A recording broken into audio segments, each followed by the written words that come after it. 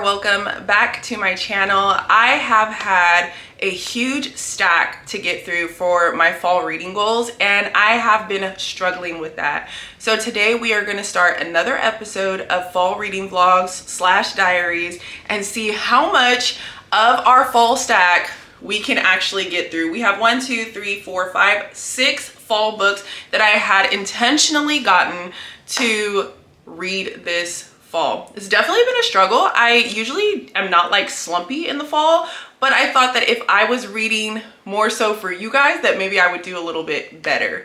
You guys motivate me. So you guys are holding me accountable. I know that I am doing something like with a team. You guys are the team. So let's get into the first book that we're gonna read in this vlog, and that is A Witch's Guide to Magical Innkeeping. I have been reading this for a few days now, and it's not that I don't like it. It's like I said, my mind has kind of been like in and out of reading slump mode. So we're gonna sit down and I'm gonna attempt to finish this by tomorrow morning, because as of the time of this filming, today is Thursday. So I would like to give myself like a week to complete the full vlog. So we'll see if we can get at least 3 books completed in this vlog. So far what I've gotten is we have our FMC, Sarah, and she is a witch, and she was one of the most powerful witches, and she did something that caused her to lose her powers. And she's basically been living like that since then, since she was 15, and it's 15 years later, and she used it for a good cause. She was coerced by someone who I'm not sure the motives of that person yet, but I kind of feel like maybe there's something off about that character, but I haven't got to it yet. So now she's kind of taking care of the person who she used her magic for. She's taking care of her cousin, I believe it is, and the guild has kind of written her off completely for doing what she did. And in comes Luke Larson, who is kind of sent her way in a way to help intercept trying to fix the issue. That's the gist of what I've gotten so far. Now, this is kind of like a quest. They're completing something. They're trying to figure out how to complete the mission, and I'm actually liking that. I really enjoyed that about this author's other book. It just kind of feels like we're on a journey with them, and I think I kind of enjoyed that about the X-Hex, but I didn't like the execution of the entire story.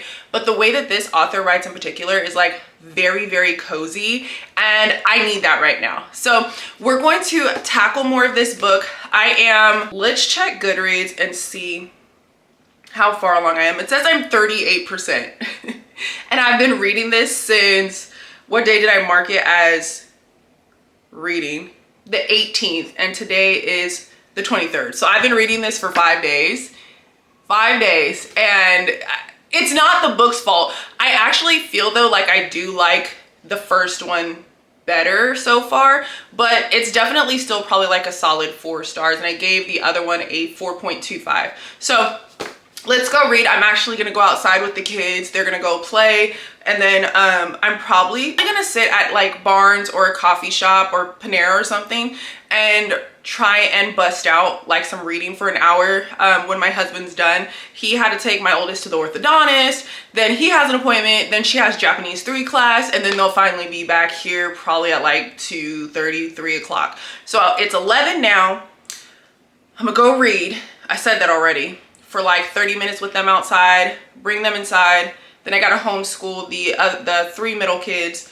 And then when he's back, we'll go and read. I keep repeating myself, I'm so sorry. But anyways, the other books though that we do have for this reading vlog that usually I go over on Instagram, but they're not always like, they don't always answer my questions. So if you guys are not following me right now, go head over to Instagram. I'll put my Instagram here. My Instagram is always linked down below.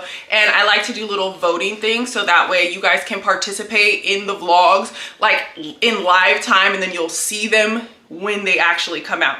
So I do have people watching, sweet heat, pumpkin spice, and everything nice. It's different this time, and if it makes you happy.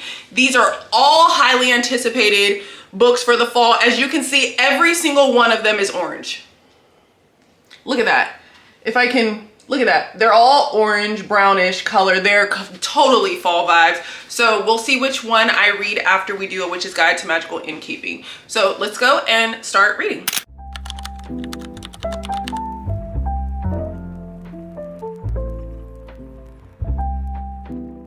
Well, friends, things did not go according to plan today.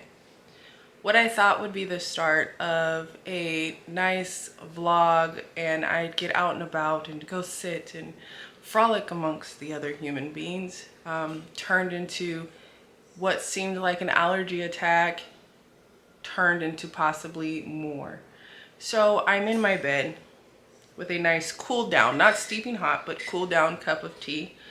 I have my book here in my lap. My husband's actually on his way here, and he's gonna finish dinner. I had gotten it started. He's gonna finish that up, get all the kids fed, and do the bedtime thing probably himself.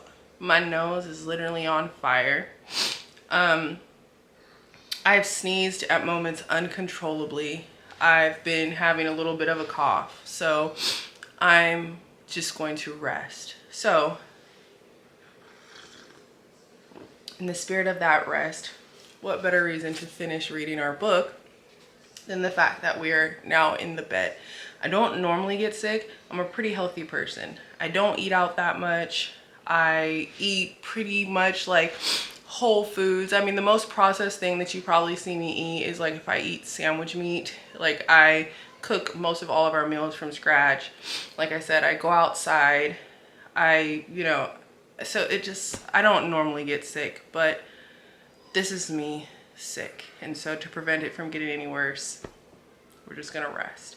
Kind of sucks because I'm hoping I can be better by Saturday so that way I could go to the silent reading, but if I can't go, I can't. The funny thing is this silent reading is actually in my city of Hampton and not in one of the other 7 cities. So just ironic that of course the one that would be a 10-minute drive from my house, actually it's like 8 minutes, the location, I would be sick. So let's drink our tea, dive into some reading, and hopefully feel better. Hopefully because I'm sick actually that I get this read. That's the caveat, am I using the right word? That I can finish the book today. So yeah, let's dive into reading.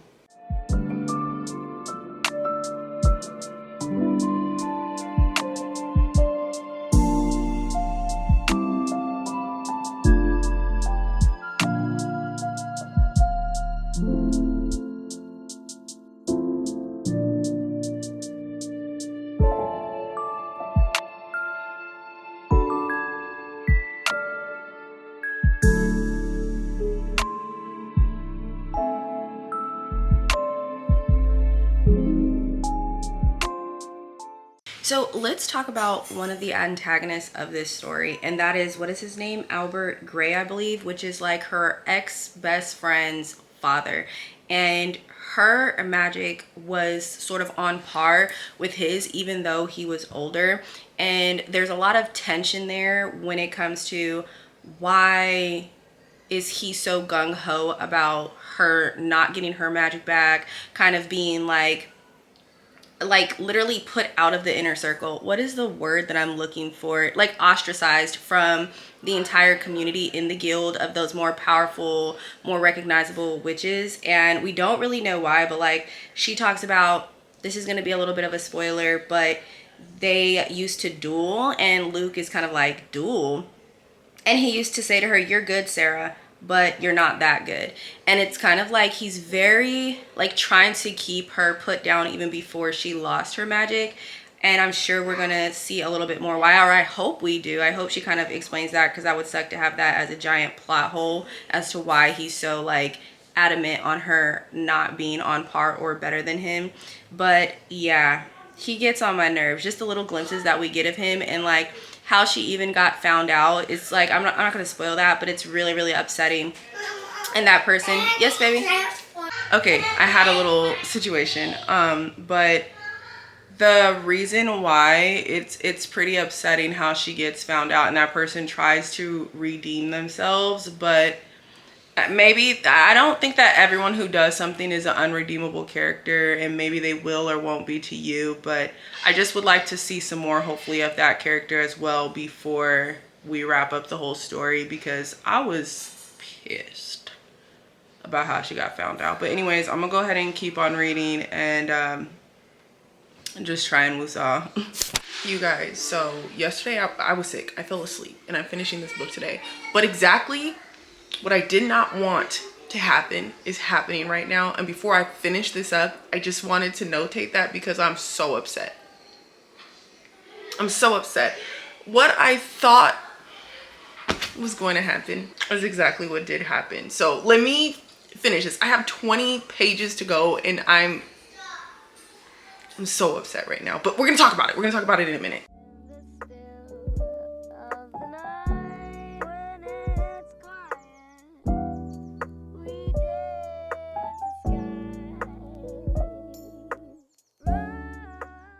All right, we have finished A Witch's Guide to Magical Innkeeping. I finished this and I needed to kind of like take a woo-saw and shower and just clean myself up because as you guys have seen since the very tippity top of this video, I did get a little sick. I'm feeling much better now that I rested today and ate, showered, so I am back on the up and up. I did start taking some allergy medicine to like kind of just help with all of those symptoms and doing like nasal sprays and stuff, so I think I'm much better now. But you guys are also going to hear my kids in the background because it is Friday night, so they are playing and running around and doing all of the crazy things. We're going to ignore them for the time being, okay? So anyways, let's get back to this. So this follows our FMC Sarah Swan, and she, you know, was gifted with great magical abilities, and she was one of the most powerful witches that were around during the time of being around 15 years old.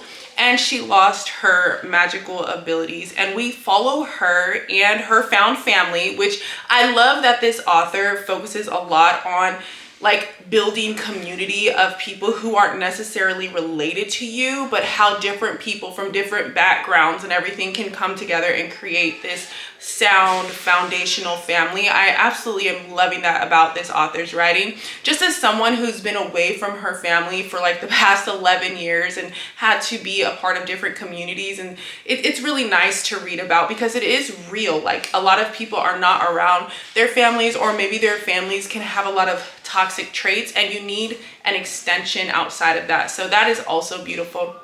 But also we talk about so many different things. This character, because of the feeling of being inadequate due to the loss of her power, she is constantly giving, and we had a bathroom emergency, but when she is constantly giving herself to this found family that she has built around her due to what's happened, and she's, you know, it's like overexerting herself, and that causes, I don't want to do any spoilers in this, but that causes her to not actually realize some key things about herself and her magic because she's just focused on fixing everything on the outside and making sure everything for everyone else is good because she feels like she's lost what is her.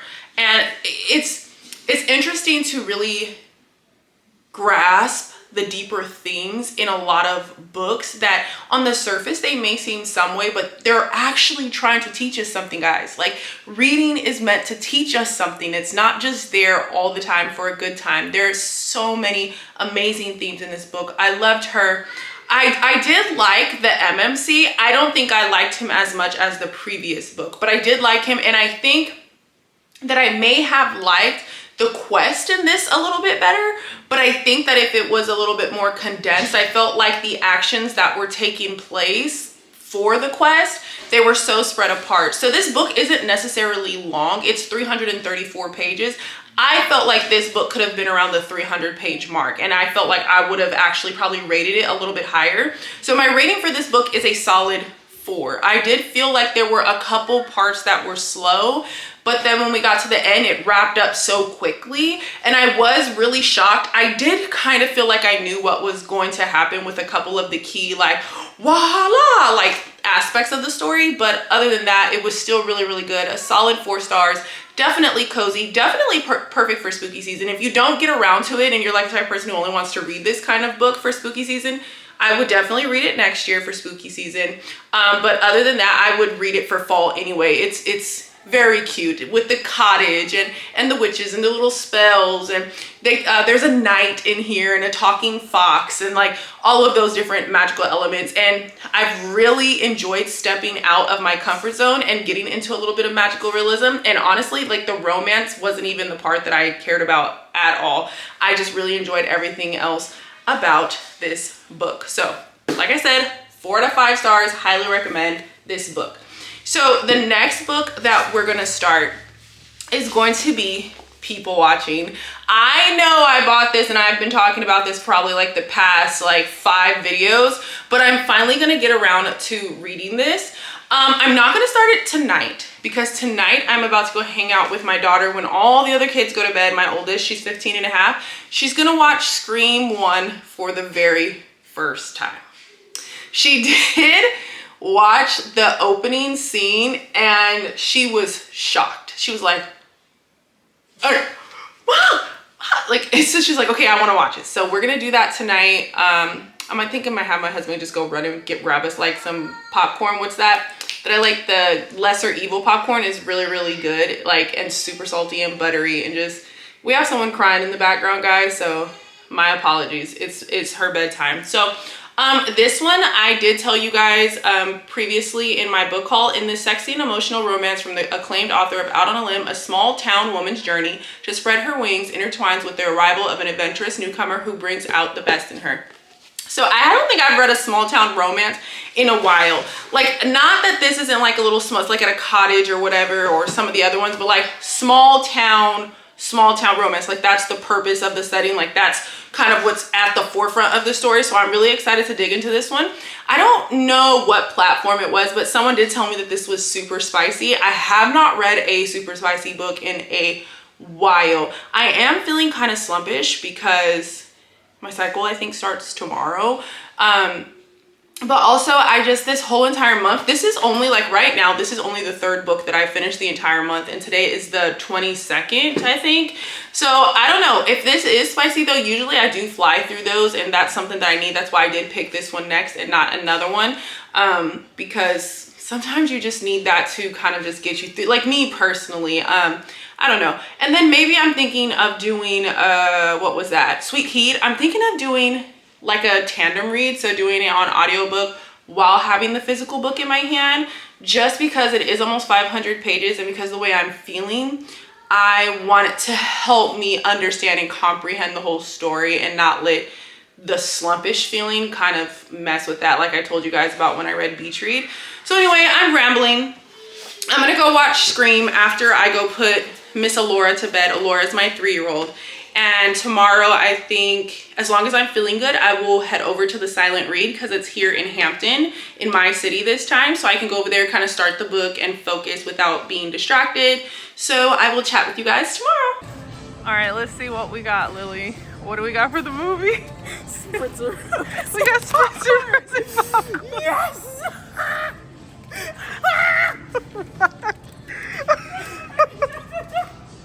Oh my god! What? I don't know.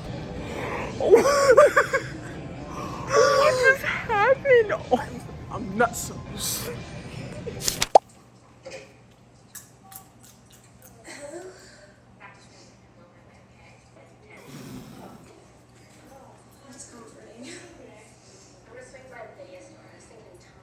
Oh, so you'd kill me if I had shoes on the couch.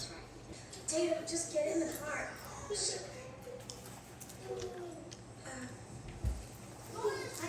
Jesus. You tell me. Well, I have no idea.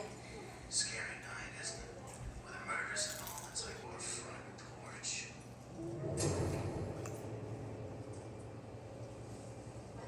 Going through my front porch. My front porch is connected to my living room. I'm dead. You're what? My front porch is connected to my living room.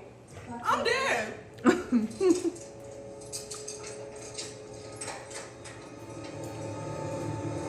Idiot!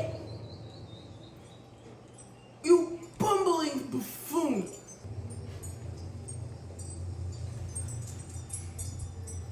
Mother, why do you have me watching this?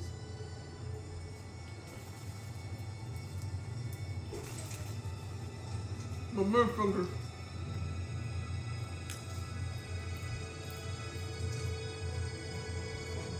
I can't believe us teenagers are this stupid. They're teenagers. I can't believe we this stupid. Oh, okay. I wouldn't go out the door. Can you see? Don't. Please. Don't. Why is it closing? No! What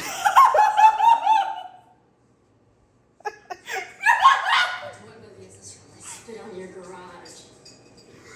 No! This knife, as soon as he sees it, she'll flip. Popcorn throw! Pop! Popcorn throw! No! Matter, Sydney. You look like you've seen a ghost. Don't play the game. Why? Why? People. Out of all the 2 people, Remember? why did they murder? It's a fun game, Sydney. See, we ask you a question. If you get it wrong, oh God. I knew it was him though. The way he be acting around people is about damn. Oh my God, let's put her liver in a mailbox. Hey, do you guys remember me from last week? No? Maybe? Remember when I made the pierogies with the meatballs? We're still here. We're literally still here, but I'm sitting down eating this. The meatballs and the gravy, they came out phenomenal. If you were wondering, and I'll probably tell you guys tomorrow morning in my little diaries, but this gravy came out so good. So good. Hold on, let me see. Okay, so I did start people watching over at the Silent Reads. You guys have already seen that. You guys know that. But let me tell you how I feel about it. So I think I got to page 20. I think so. Yeah, I got to page 20. And so far, I'm not sure how I really feel about her writing in this book in particular. I don't know if my mind was distracted, if her writing just felt kind of like not as smooth, but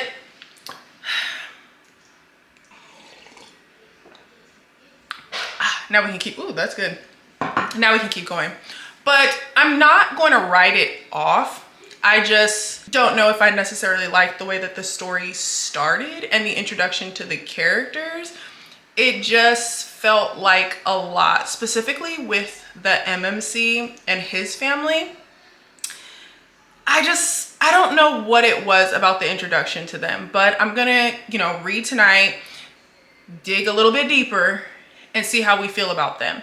Now, the FMC, I'm enjoying her family. I'm enjoying understanding the dynamics of what's going on with them and the struggles. And, I think that Can't Get Enough is the only other story that I read with a character with Alzheimer's. I could be wrong, but that story, that plot line, when it's tackled correctly, I find it very interesting to learn from, because I haven't personally, like a close family member, experienced that. So I definitely like to be able to gain more compassion and more insight on how others experience that. So I'm really enjoying digging into that and like the back and forth between, does she remember, does she not, does she know who she is, does she like the same, like all of those different things, teach you how to interact and how to understand someone who's going through that and their family members. So hopefully that continues and we get a well-rounded view of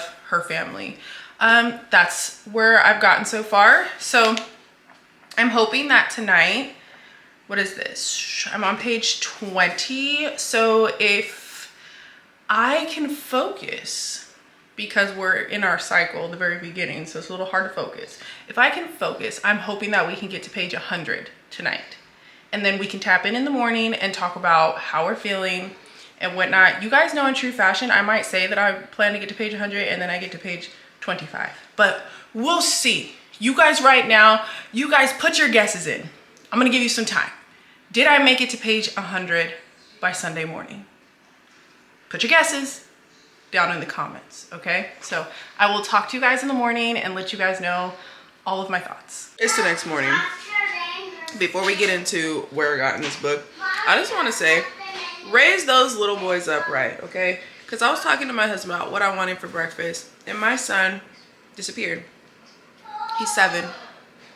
He came back with a sandwich. He said, here you go, mommy. I made you a sandwich. It was grilled and everything. melted cheese. And I'm just so grateful. He made me cry. Maybe it's because it's that time of the month, but he did make me cry. Anyways, let's get to the book. In true fashion, I did not get to page 100. In fact, I think I read only like 4 or 5 pages and I literally passed out. So I woke up pretty early this morning and I read to page... Why didn't I put a bookmark in here? What is going on with me? I read to page 60. Is this page 60? Page 65. I read to page 65 and I actually am enjoying it much better. I think maybe yesterday I just wasn't in the mindset of focusing, like I said, with the whole cycle thing starting. It's really hard for me to like really gather my thoughts and understanding, but I am enjoying it. It's interesting to see the woven connections between the characters that I wasn't really expecting. And Hannah's writing sounds very good. It sounds very clear and concise. So I am hoping that it stays like that and that it doesn't become something that I don't want it to be, because I do know that this book is supposed to be really, really spicy at some point, and I don't mind spice. I just want to make sure that the story is fleshed out properly. If you're starting it out with a serious topic, it should be something that is fleshed out, not forgotten about. So I'm going to continue reading for a little bit. Then I'm going to get up and I'm going to do some baking. So we'll touch bases when I get done with all of the things and cleaning up, because it's Sunday and I got to set up for homeschool and things like that. So I will let you guys know how I feel a little bit later today. Okay, good morning, you guys. It is Tuesday, and I think the last time I gave you guys an update on this was Sunday morning, I think. I can't remember, but I did not finish the book. I am on page 144 right now, and I wanted to give you guys a little update on how I'm feeling. So I knew that this was gonna have spice in it. I just didn't know how it was going to be introduced. And I guess when you have such a serious topic, the nonchalantness of how it was... Oh, my husband's here with my coffee. It's literally 5:47 in the morning. I could not sleep. But the way that it was introduced, because our FMC, she's never had eggs before, and she informs the MMC of this, and the way that it was, I don't want to spoil it, but let's just say she asked how many people had he ever been with, and it's like some astronomical number. And so now I kind of have the feeling that this story is about to go down that direction and be about that. And I just hope that there's resolution for the father and our FMC, because I know like when there's a topic of something like Alzheimer's, this is like not a happy ending. Like you're not going to get a happy ending for the person who has it. That's a fact. And I just hope that we can get some type of resolution for those characters, because I would hate to feel something for them and then all we're going to talk about is that. And also, like, I'm not usually a fan of insta-love, and I kind of feel like the MMC has some insta-love going on. Like, this is going to be another little tidbit spoiler. So if you have no plan on reading this book, stay. If you don't want a spoiler, then go. But he's her mom's ex-art student, and it almost feels like maybe he likes her because he loved her mom as a teacher. Like, that's what I'm getting. Like, if I was in a real world scenario, I would feel like he's feeling this way because of that. It's just like, what would be the other reasoning? I hope I'm making sense. I don't know. I definitely loved Out on a Limb. Let's go with that. I loved Out on a Limb, and I think that even in this book, Hannah Bonham Young's writing is very, very good. It's very smooth, and like, it makes sense. There's not any choppiness to it, but I definitely don't like it as much as I liked Out on a Limb as of right now. So we'll keep reading. I'll update this once I finish the book and give you all my thoughts and everything and then we can start our final book for the vlog. Okay, so we're back real quick, and one of the things that I love about Hannah is that there's always this moment of just like love. There's always these words sprinkled in that have true meaning, and I want to read this to you guys because it's the very next page from where I just told you guys I was, because it has nothing to do with the actual couple that this story is about, but it has to just do with the FMC's thoughts and how that is why I'm so like thrown off by the way that she's connecting with the MMC. But on page 146 to 147, the dad and Prue are writing in a journal back and forth about the customers of the father's store, and the line says, "The gray-haired man with the bright yellow boots comes through once a year at the end of May. He buys a pack of cigarettes, a tub of worms, and beef jerky from the end cap next to the cash register. He jokes that his wife only allows him to smoke when he goes fishing by himself. He tells me that the smell of cigarettes bothers her, that she worries too much about his health. I smile politely, wondering if he knows how loved he is, the significance of someone hoping to keep you alive as long as possible."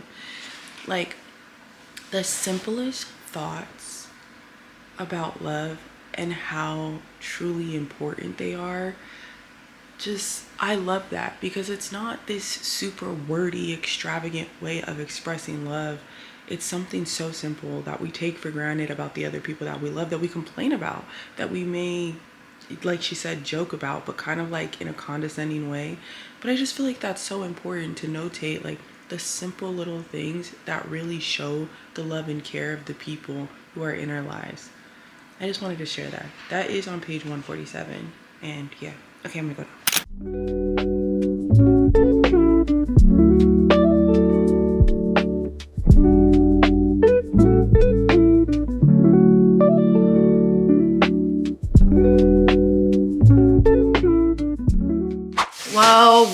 Well. Guess who finally finished her book? This girl. By the way, you're going to hear the shower because it is late at night and my husband is in the shower, so ignore the little sprinkles that you hear in the back, okay?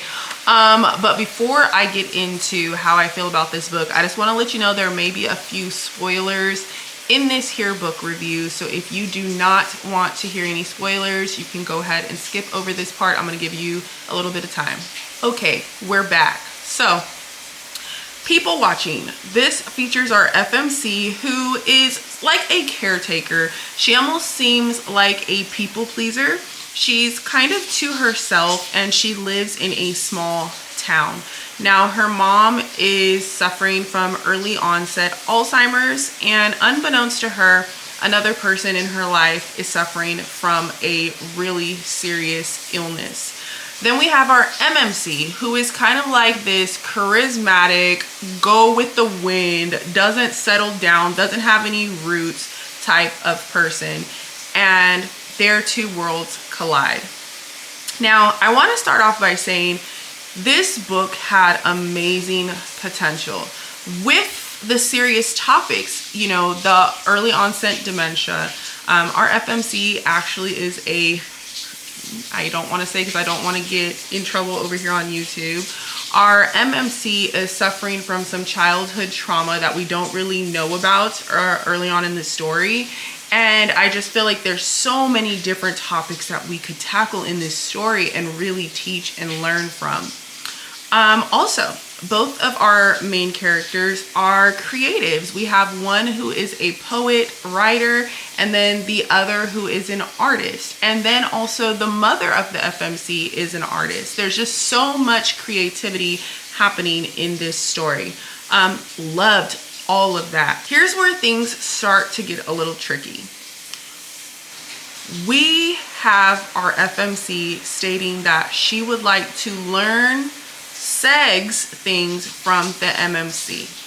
Now, remember, she is and this came sort of as a surprise to me, but not just because she wanted that. It was stated at one point that the MMC had relations with over 200 people. I don't know what the purpose of that number was, but I actually was like, how? I don't even know how old he is. Like, honestly, I was just like, how? And it, to me, it was an unnecessary plot point. And then as soon as this book got spicy, we lost everything else. As soon as it got spicy, I was very disappointed with the handling of the Alzheimer's in the mother. I was very disappointed because it seemed like that was going to be a major plot point, and I felt that it was insensitive to people who are suffering from that, have suffered from that, have, you know, whatever the situation is, for that to be written in the way that it was written. It almost felt like a caricature. Caricature. I'll figure it out eventually. It just was so insensitive, used in a way where I was feeling build up from the story. I was feeling like, okay, how is this gonna tie in? And I was right. I felt like, oh, I got a hair or something in my nose. I felt like Milo was low-key obsessed with the mom. Like, there was a revelation of a tattoo on his body and how that actually tied in with the FMC, but he got it because of the FMC's mother at the time. And it was just, there were just so many things that just gave me the ick.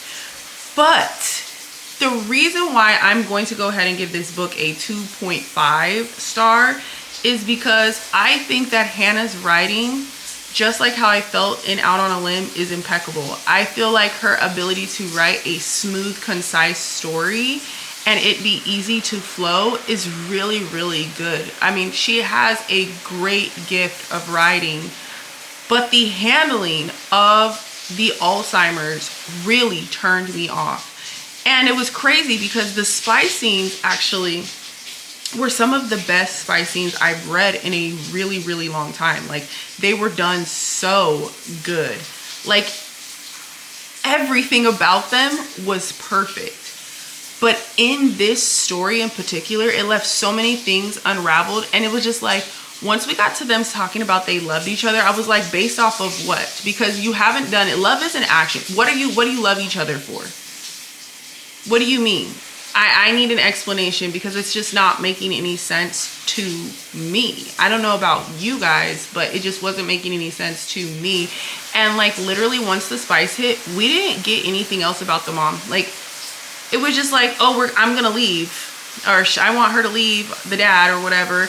And then next thing I know, we hear about the mom in the last chapter. And he's like, hopefully I get invited to the next wedding, because that's like the thing that happens is when she wakes up and she's having one of those mornings where she's not having a good day, that she gets taken back to her wedding. And so the epilogue was a play on that. And it was just like, I felt like very rushed and very just like surface level. There was no depth to that. I was really, really, really upset with the way that that was handled. I don't think that that was right for that representation of those people. I just did not like that at all. And then also the father had a diagnosis, and it was like we had a third act breakup that lasted like 2 pages, but as long as there was sex, they were fine. And it was like, my girl was dickmatized. That's the only way I could say it. I hope I don't get in trouble for saying that on YouTube, but she was. And I don't know what's gonna happen with her relationship after the fact, but this book literally had so much potential. And then like, I look at the cover. The cover is absolutely gorgeous. It's gorgeous, okay? I thought that this was gonna have a more autonomous, you guys know how I had a problem with that word. I thought this was gonna have a more autonomous feeling to it. And I don't know the season. I don't know the setting. I don't know what anything looked like in the background. I don't know. I don't understand why sometimes they were driving to each other's house and then sometimes they were walking to each other's house. It just, that part didn't add up to me. Hannah's writing was great. The spy scenes were on point, but it was not the story for all of that. I felt like we lost it. We didn't care for the people who are suffering from family members themselves, friends of friends. We did not handle that situation good at all. And for that reason, I am giving, I almost said Out on a Limb, people watching 2.5 stars. So that's that. I'm actually gonna go ahead and head to bed and tomorrow we'll talk about our next read. And I think this is probably going to be our last book of the vlog. It's actually one of my most highly anticipated fall reads, and some of you may already know, some of you may not. And if you are following me on Goodreads, you would have seen that I've already marked it as reading. So if you're not following me on Goodreads, Instagram, or TikTok yet, you can find that always in the description down below, and you will already know what it is I'm doing and what my opinions are.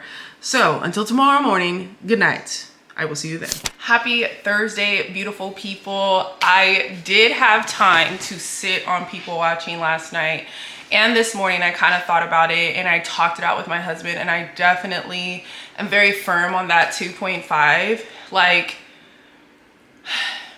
I would say that The Spice actually saved that book because of the fact that she did not do justice to the issues that she talked about. I just thought that it was in poor taste, and hopefully the next book won't be like that. And I kind of have a feeling, I don't know, I'm not really up to date on like if that's supposed to be a series, but I have a feeling that it might be with the other two siblings.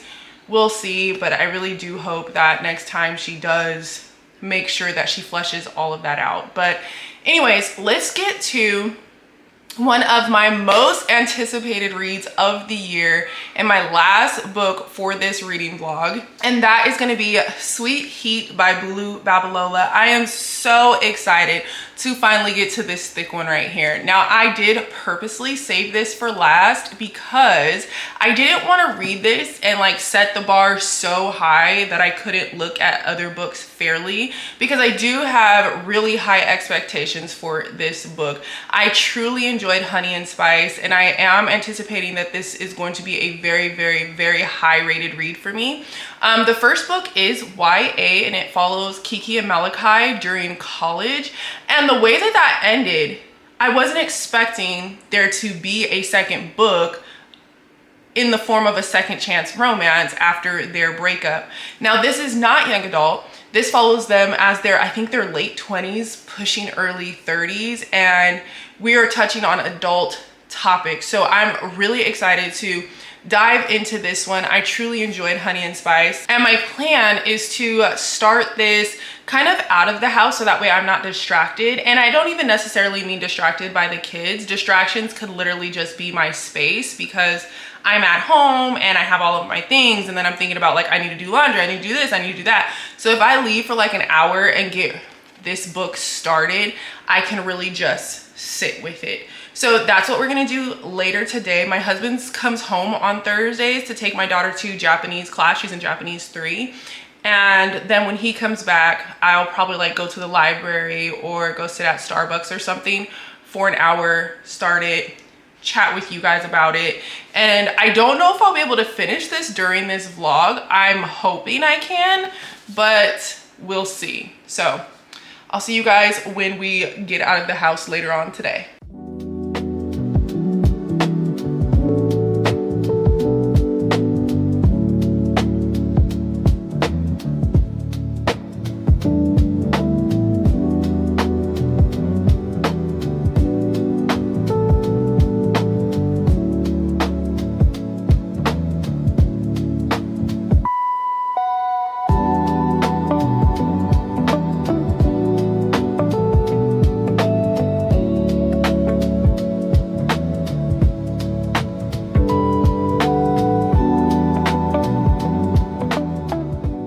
Okay, you guys, it's been a couple of days since I actually updated this reading vlog. I've been super busy. We're like deep cleaning and like getting ready to pull out the Christmas trees. We were supposed to pull them out today, but hopefully we'll get them out actually tomorrow. But I did get to page 50 in Sweet Heat.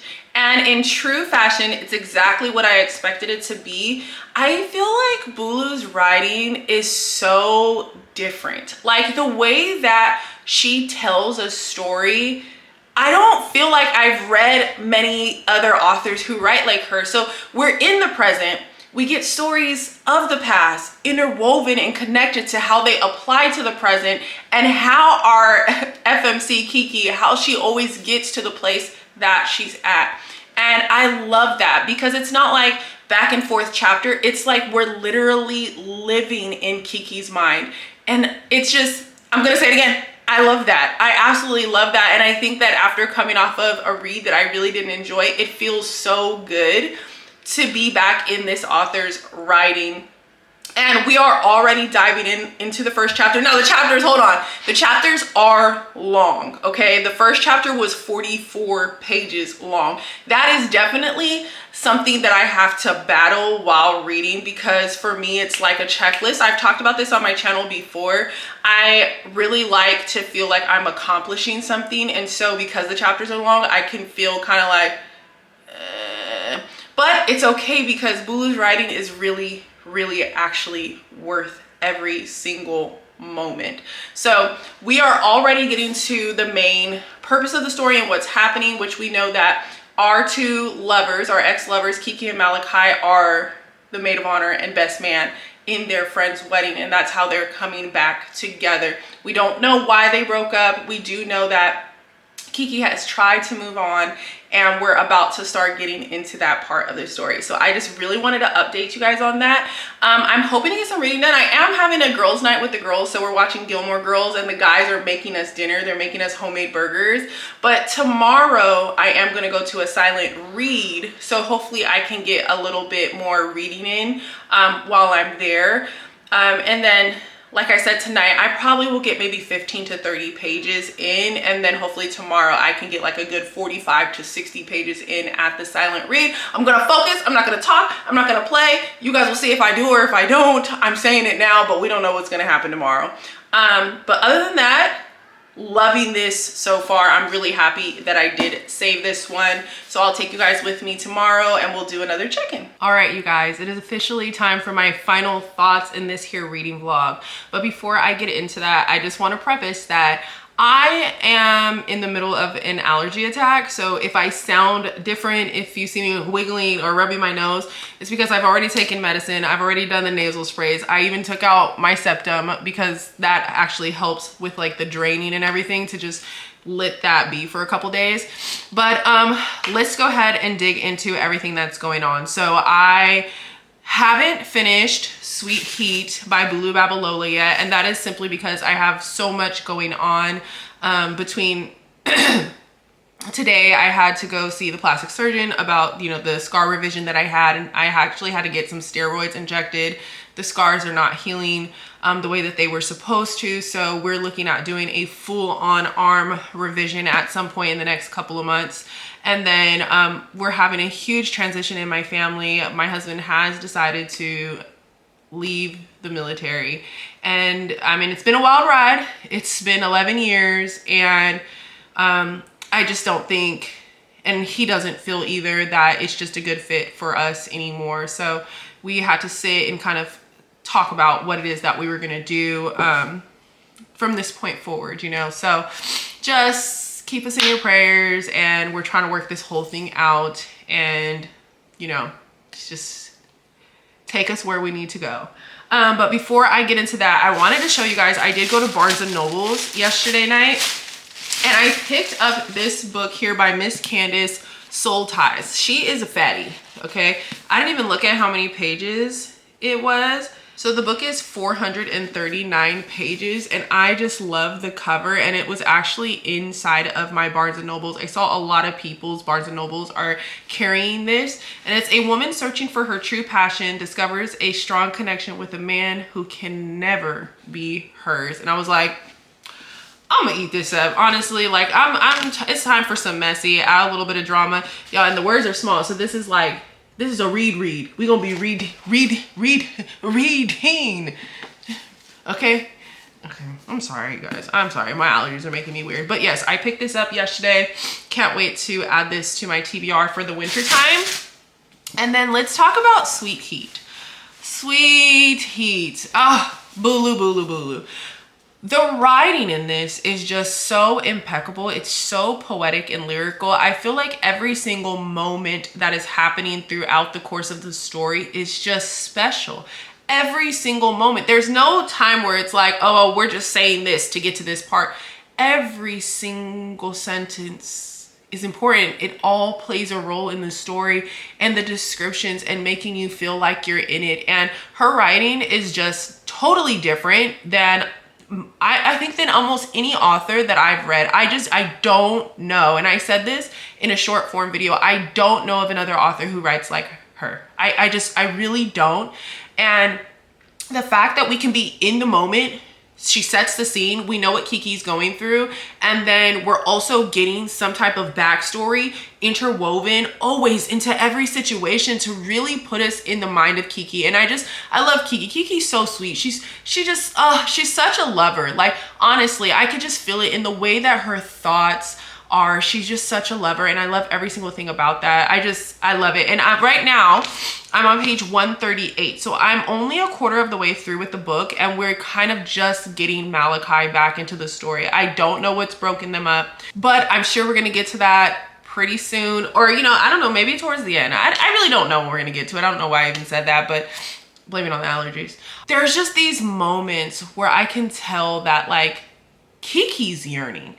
Like, since that's all that I have right now, like Kiki's actually yearning for him, and the descriptions of it just make it so beautiful. Like, I absolutely love it. And their little banter back and forth. And I don't think I have my phone. Oh, I dropped my phone on the floor, but I notated something in Goodreads last night because I just really was like, what? It says, and as time went on, I healed further. I was terrified of regression, terrified of reinfection, so I kept details to myself.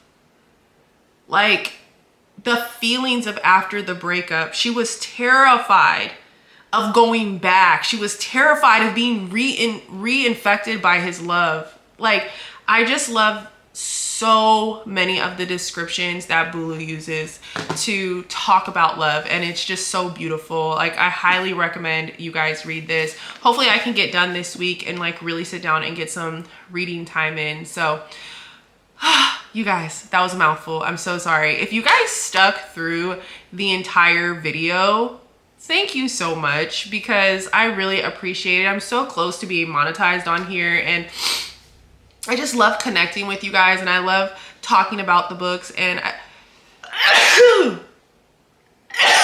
I love just seeing how you guys are enjoying, or maybe you don't enjoy some of the books that I recommend, and if I give something a high review and you don't, or vice versa. I just love having that dialogue and understanding like everybody's differences, or how we connect with something in the same way. It's just so awesome, so beautiful.